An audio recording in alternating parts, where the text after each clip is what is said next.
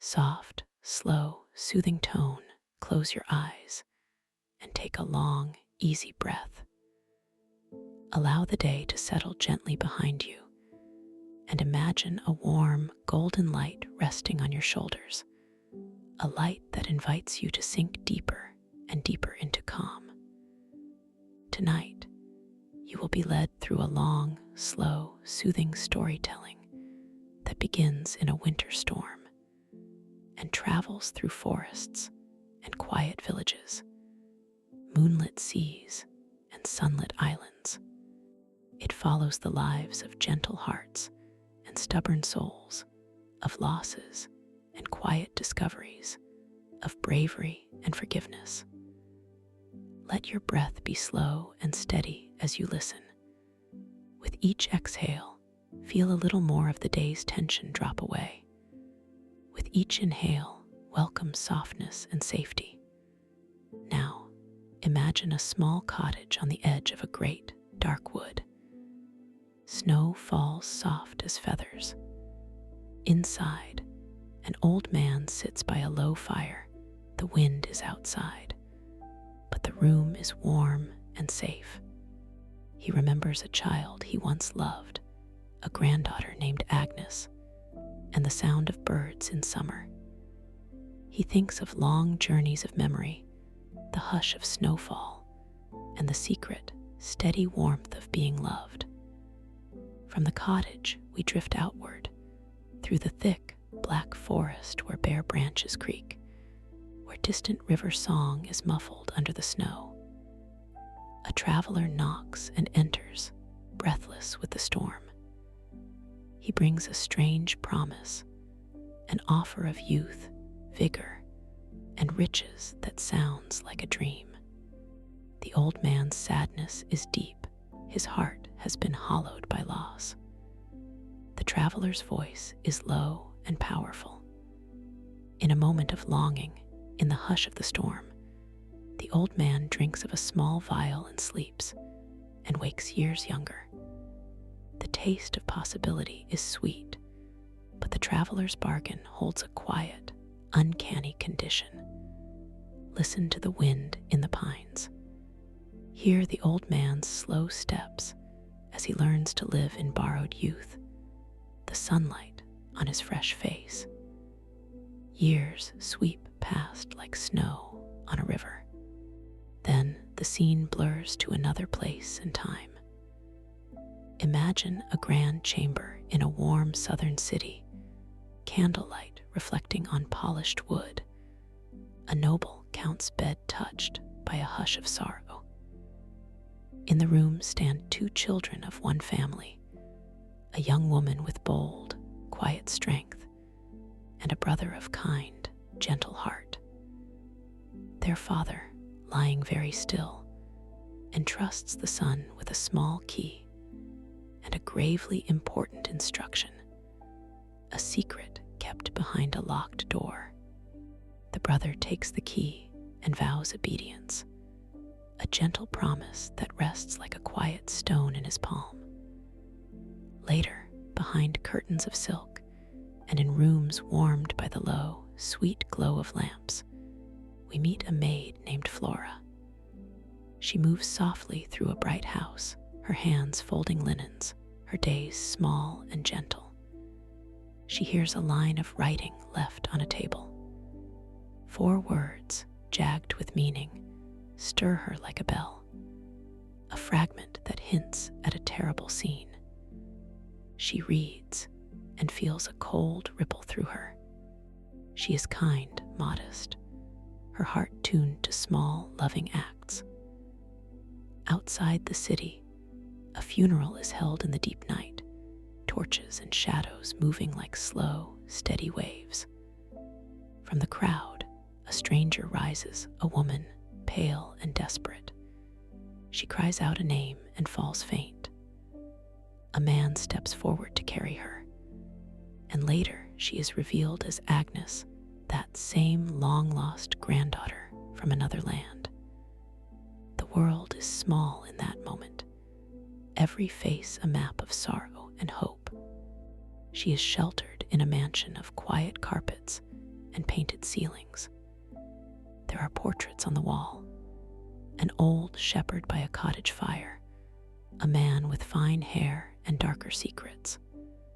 One picture remains veiled, and it sits heavy with the hush of a secret the room refuses to tell. The visitor who brought Agnes is gentle and serious. He calls himself by a name that rings in the air like a promise. He speaks softly to her and to the others who gather. The house is full of stillness and cautious relief. In another chamber, a young woman recovers slowly.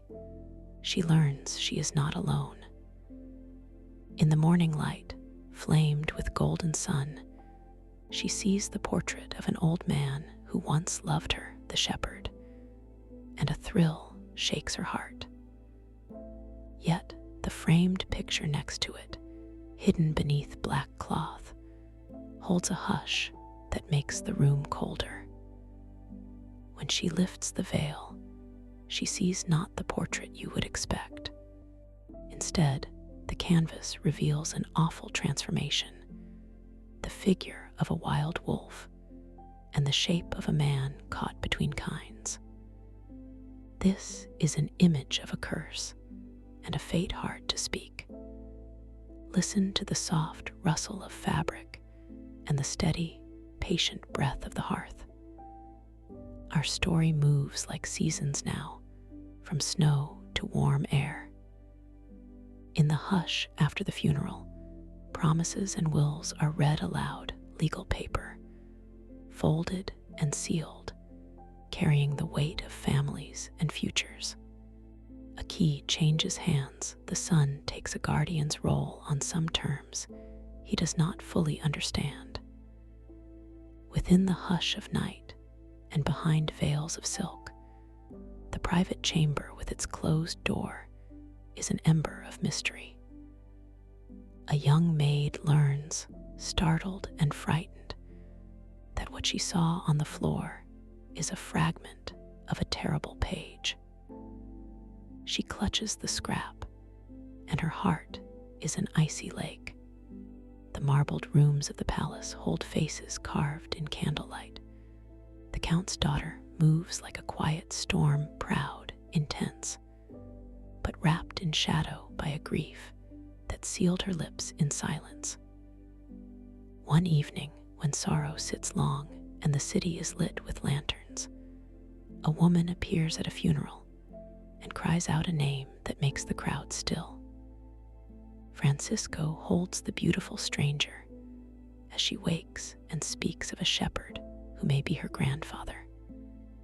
The night glows with a soft, strange hope. In the stretching quiet that follows, the mysterious woman is given refuge. And slowly, like two trees leaning together over a garden wall, the new friends find shelter in one another's presence. Yet, barely hinted to the others are the veiled frames and the black cloth, tokens of a secret that pulls at the corners of peace. Days pass. Small hands fold papers. A servant finds a line that chills her spirit, words that speak of a dagger and the cry. And a hunger opens in every listener's heart for truth and for comfort. The funeral processions move through the city. In the church, the condemned cry softly. Gentle music mingles with the rustle of soot-dark tapestries. A stranger among the mourners clasps Agnes and calls her by the name of childhood. And in that cry, the heart remembers what it has missed. In the great halls, wills are read, and a quiet decision is made. Inheritances change on the turn of fate. Conditions pile one upon another. A sister's recovery is tied to the future of a household. Those sealed orders, a closed door within a room that has no other key, become the hinge on which the family's future turns. And when curiosity moves a proud woman to open the door forbidden, the glimpses she takes change all the threads. A manuscript is found, little leaves of paper folded and kept in a jewel casket, and those words burn with meaning. The young woman read, then read again, and let this knowledge sit like a stone in the hollow of her palm. The documents speak of theft, perhaps, words of crimson violence. Her face is pale, then fierce, then washes with tears. She tucks the slips into her bosom and locks the inner door once more, as if the truth itself might be a thing that harms and that saves. In the city, the funeral day becomes an hour of startling revelation. Who was at the window in the night? Who moved in the moonlight? Fingers point, and the ledger of rumor swells. The Count of Aristino's house becomes a stage of whispered schemes. The grieving place of burial has become the theater of new arrivals, and one face the crowd recognizes, and there is danger and rescue in the same beat. I'll lower my voice now and let you settle deeper. This story is a long road with many turns, with small acts of tenderness and great moments when choices must be made. We encounter people who make hard bargains. We see a man remade from old age to new youth, and we watch how gifts shape the towns and hearts around them. There are moments of gentle warmth, a brother and sister exchanging a silence that already holds their love.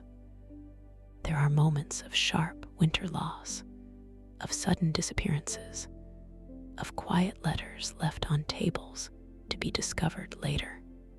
You are safe here with my voice.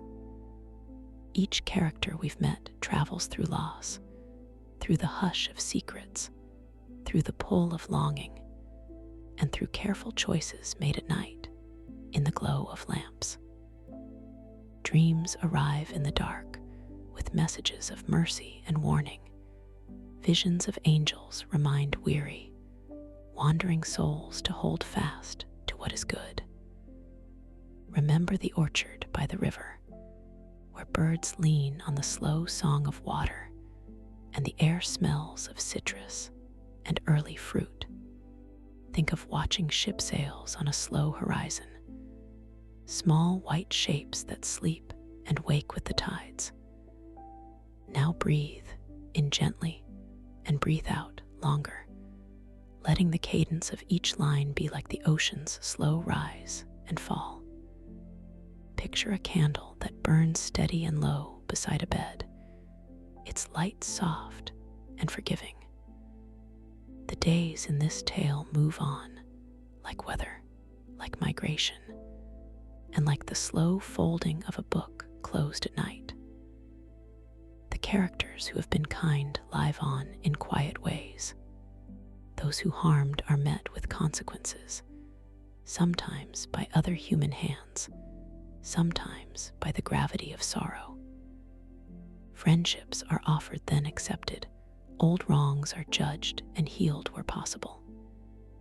Forgiveness is a quiet river that runs beside the valley of regret, not always quick, but deep and steady, and often enough to grow a green place where once there was only scorch.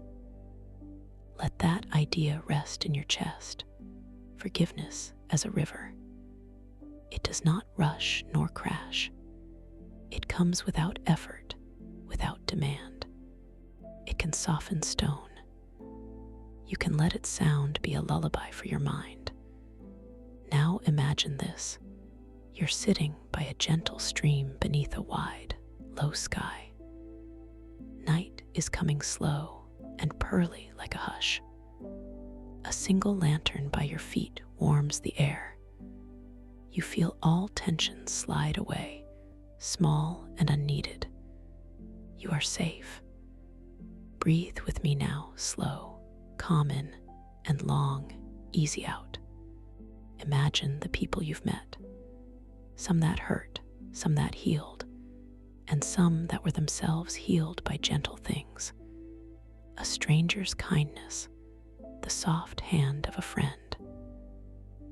Let those images settle into the quiet of your chest like stones placed gently on the riverbed. You have done well in listening, and your mind is a gentle place for rest. Sleep will come like a slow tide, and you will drift safe and calm. When you wake, you may carry with you the quiet knowledge that even small acts, gentle words, and brave choices matter. Now breathe again and let my voice fade into the stillness. Drift as if on a warm, small boat toward morning. Good night.